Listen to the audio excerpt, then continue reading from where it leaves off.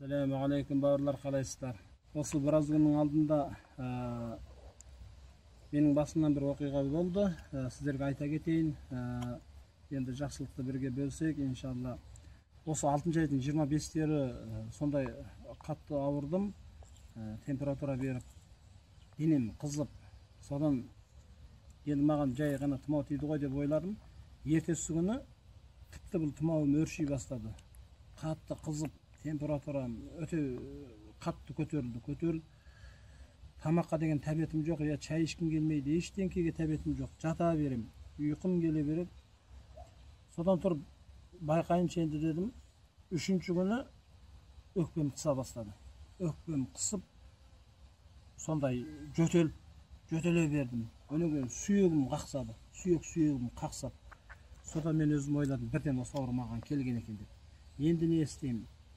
Содан больницаға баруға біраз ыңғайсыз болды. Больницаға барғанменен де өз жерде адамда көп, оның үстіне басқаға тағы менің зияным тимесін дедім да, енді шифа Алладан, бір Аллаға тәуекел еттім енді.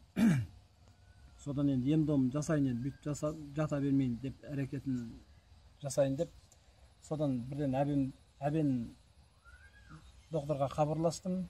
Мына саяхат жақта тұрады. Сол кісіге хабарласып едім. Ол кісі тұрып, сен бірден пиязды тарт деді. Пиязды, аршыдағы бір пиязды қабығын аршып тастап, тура ортадан қақ бөліп, сонан кейін мына табаныңа тарт деді. Табанға болған кезде тура мына ортасы емес, мына башпайдан сәл төмендетіп барып, осы жерге қояды екен осылай пиязды. Осылай пиязды тарт деді. Мына пияз былай қойдым да шүпірекпен орайсың деді. Шүпірекпен 1-2 орап жіберіп қап, соның сыртына нәскиді киіп 5-6 сағат жатып алу керек екен. Осылай істедім. Осында бір пиязды 2-ге бөлдім да, табанға осылай қойдым да, содан бір 5-6 сағат жаттым. Содан тер аға бастады денемнен. Бүкіл денемнің бәрі тер болып, киімім су болып кетті. Содан температура біраз түскен сияқты болды. Содан болды мынау енді жақсы екен дедім да, содан ертесі күні тағы сөйттім. Тағы бір пиязды солай табаныма тарттым дағы, бір 7-8 сағат жаттым. Содан қарасам денем жеңілдеп, сондай айбат болдым.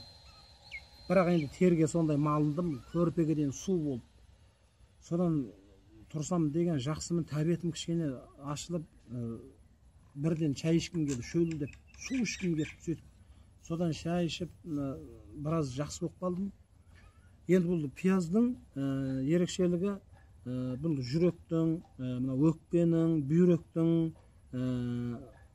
соларға жөтелге, солардың өте пайдалы екен бұл. Шифа Алладан, бірақ себебін жасау керек. Солай сөйтіп пиязды 2 күн тарттым, содан жақсы болдым. Сүйегім ауырғанда басылды, температурамда түсіп, тамағымды да ішіп, соны арғарытай жақсы бола бастадым. Енді шифа Алладан, егерде ауырып жатсаңыздар, ауырмай қойыңыздар, кім болса да ауырмасын, аман болсын, ел аман, жұрт тыныш болсын.